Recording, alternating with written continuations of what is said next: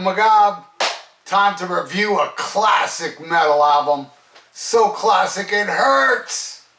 Oh yeah, you know what I'm reviewing. You see it down there. It's this. See it down there? It's this. Judas Priest, Screaming for Vengeance. Very first time I saw Judas Priest was on this tour. Amazing.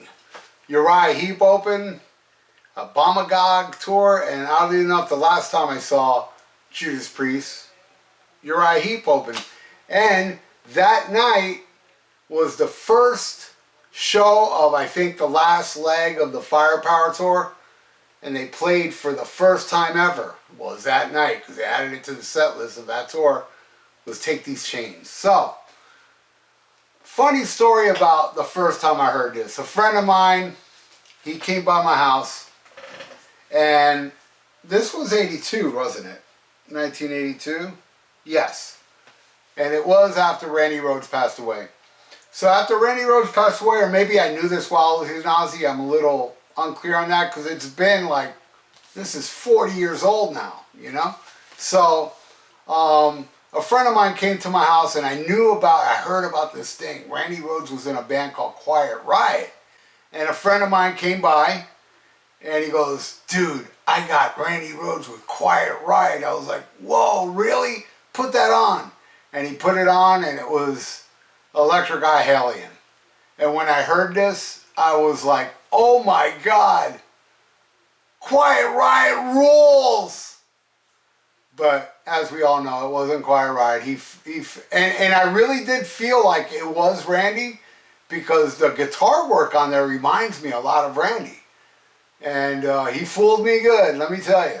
So that was the first time I ever heard anything from this album. So, I'm going to talk about this album, because I soon went out and got it. Now, the album before, which I did a review on and I absolutely love it, was Point of Entry. But Point of Entry, they went soft. They went very commercial, you know, after British Steel. British Steel had this commercial in this too, but nowhere near, you know, Point of Entry.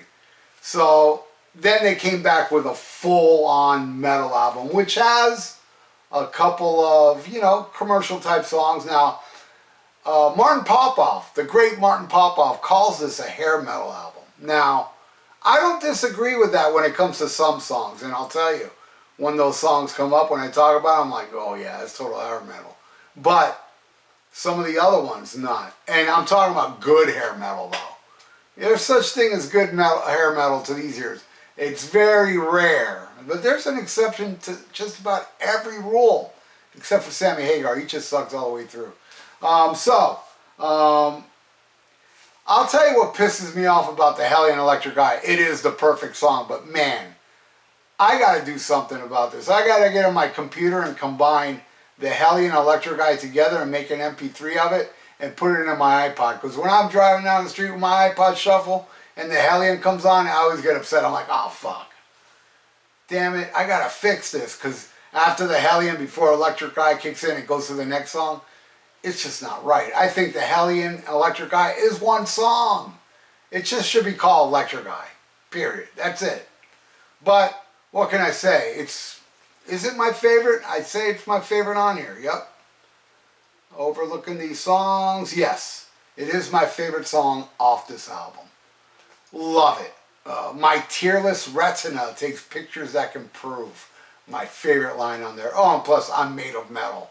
And how cool is it? Like the first time I saw Judas Priest, and you can't really see this on the Memphis show, the home video, but you can see it clearly on the US Festival. So cool how Rob Halford, like, you know, the song, I remember, dude, I was all the way up front for this show. It was the first time seeing Priest. I was like, and it's crazy because Priest was on a Friday night. The very next night, I went and saw Van Halen on a Diver Down tour. It was the first time I ever saw two shows back to back, day after day, which I've done many times since, but that was the first time I did it.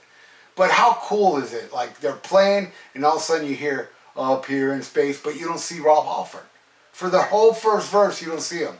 Then when, it comes into, I'm made of metal, my circuit's clean, he walks out just casual. He is such a badass. I worship Rob Halford. What an awesome, awesome frontman. And yeah, man, what a song. What a song.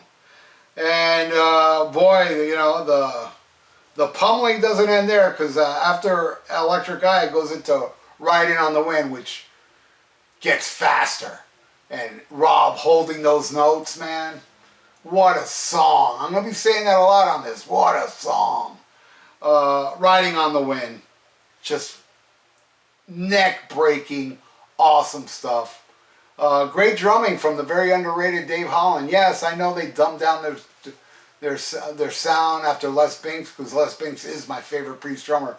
But I thought Dave Holland was very solid. He was just a solid drummer.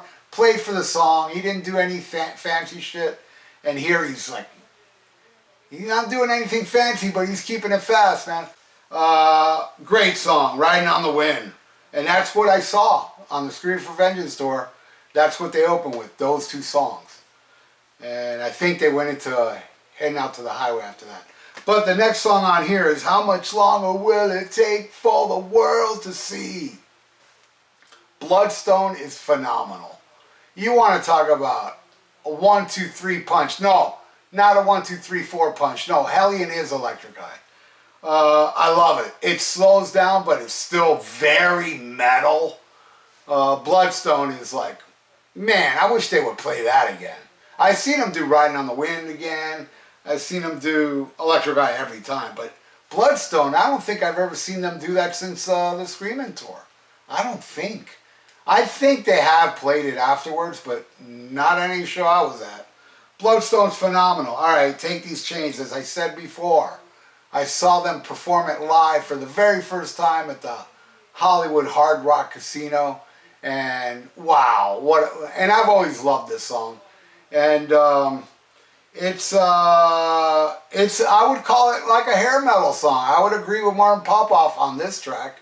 It has some hair metal, like a really cool hair metal feel to it. I love it. Great melodic, you know, structure to it. It's just a catchy killer tune. And even back then, when this album was new, I would think, man, this would be a hit if it was like a radio song. But they never released it as a single. And then we end it with, you know, I think it's an awesome song, don't get me wrong. Pain and Pleasure, which carries on the tradition. You know, listening to that song, I picture Rob with the whip, how he does, and it kind of like Evil Fantasies. You know, he has a bunch of these like kind of sleazy type tunes, and that's what ends side one, Pain and Pleasure. I love it. I love it. All right, and then starting side B, the most vicious song on this album, the title track, Screaming for Vengeance. Man, oh Shevitz, that song. And the way, my favorite part is when the band stops toward the end, he's like, screaming, wow, and singing 100 miles an hour.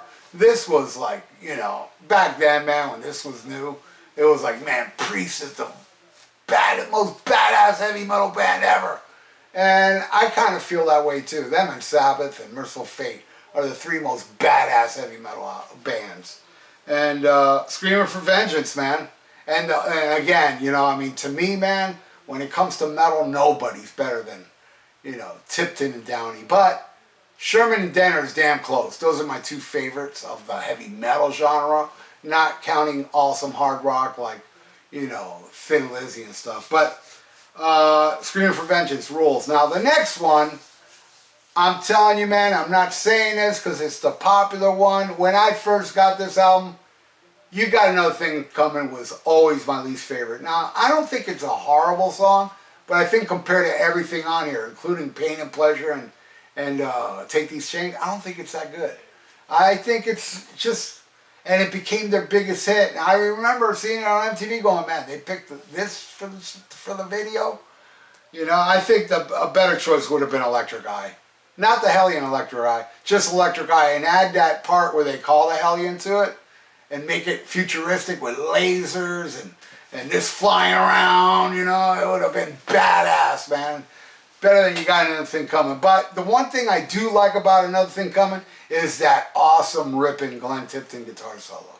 But it's just so generic to me and pedestrian, you know. One life, I'm gonna live it up. Which I do subscribe to that philosophy, because We all just have one life, and you might as well live it to the fullest. And don't be fake. Be yourself, because life is so much better when you're being yourself, you know? And I don't love it, you know? I think you got another thing coming, is subpar. I don't care for it. All right, Fever. Probably the most underrated dark horse song on this album. I would put it as the most underrated Judas Priest song, along with Hero's End from Stained Class. I think those two are the most underrated Judas Priest songs. Never played live. I'm pretty sure about that. But man, what a song, man. It's such a killer tune. And, you know, and I would put this also in the genre of like hair metal, you know. You know, I can see a hair metal do this song and do Take These Chains. That's it. I could say these two songs would be categorized as hair metal songs. But you know, like a good hair metal song. Because man, most hair metal I can't stomach. But I love it. Dark Horse on the album, love it. Devil's Child ends this album, and wow, what a song. And I did see them play that on that album, Redeemer of Souls. They threw out that song that night, but I also saw them do it on that. And man, I'll never forget, man, it was during Sinner. I'm all the way up front, and Rob is screaming Sinner, and I literally saw the amps kind of shake a little bit like that to his vocals. Insane. And yeah, when he screams on this one, you done blow my mind to smithereens. Man, what a song. What an ending to what a great album, except one song. Screaming for Vengeance, man. And probably, I believe, the most popular one in the States. I think it sold the most. I could be wrong, but I'm pretty sure it was their biggest hit in the States. And that's cool. That one, you know, as much as I love Point of Entry, if that would have been the biggest hit and they're still like plugging it now, I wouldn't have been as. I'd rather it be a full-fledged metal album, and that's what this is with two hair metal tracks. All right, everybody. So that's my review on the Mighty Priest, man. Eventually, I want to do just about every Judas Priest album, unless somebody donates for me to do Turbo. You know, I'm not going to review that. Well, maybe I will do Rock'n'Rolla, because I don't dislike that one. But anyway, that's it. Judas Priest, the metal gods, they rule. You know, I mean, what a great soundtrack to my youth this was. And what a great show, man. They totally pummeled the audience. I never experienced such a metallic event till I saw the Screaming for Vengeance tour. I mean, I saw great shows before that, but nothing as metal. And to this day, I will say, it was the best time I saw Priest. But you know what? Defenders is so close. Beyond close.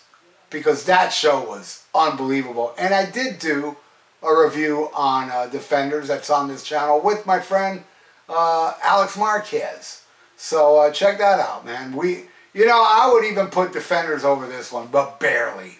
But, you know, most people would pick this one because it is the most popular one. And, you know, a lot of people got turned on by Judas Priest by this. So, you know, that timeline thing. Me, my first Priest was Unleashed in the East when I heard it in Germany in '79. And it's still my favorite Judas Priest album. But most people would say this, that were around at that time. So anyway, let me shut up. Thank you all for watching. If you'd like to donate, I got a PayPal in the description below. And please subscribe to my channel if you have not. So, stay frosty. Listen to Black Sabbath. And smack 'em a god.